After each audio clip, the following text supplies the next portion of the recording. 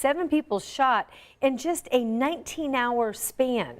So here's a look on this map of where the shootings happened.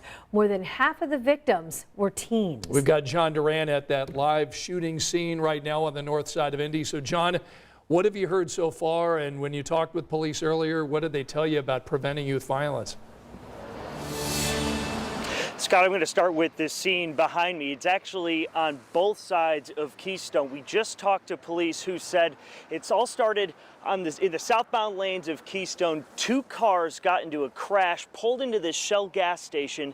Then a third unrelated car pulled in behind them, parking at that gas station, and then opened fire at one of the vehicles involved in that crash. However, the bullets didn't hit anybody that was involved in that crash. They actually went across the street to Sullivan Hardware, where police say a stray bullet went inside and hit an elderly employee. They tell us she is in critical but stable condition currently at the hospital. And this comes on the heels of a violent weekend in Indianapolis. 7 shot, 4 of them under the age of 18.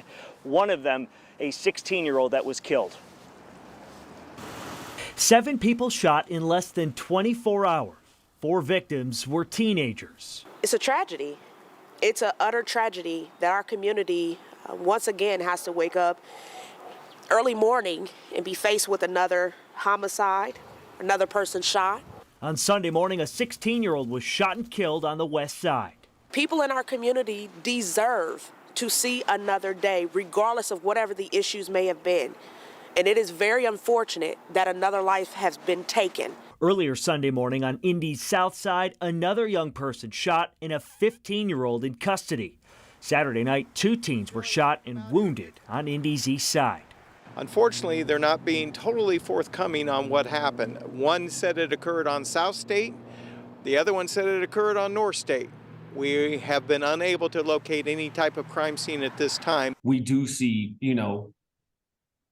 the numbers of non-fatal shooting victims, the numbers of individuals as the perpetrator of violence rising as being youth. Tony Lopez, the deputy director of violence reduction with the Office of Public Health and Safety, says people need to be more careful with their firearms.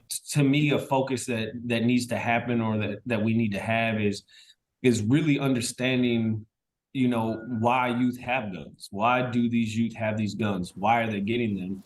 But at the same time, education on what a firearm is. We look at this and it impacts just so many people when a juvenile is involved. IMPD and the Office of Public Health agree keeping teens occupied is another part of the solution to reduce violence.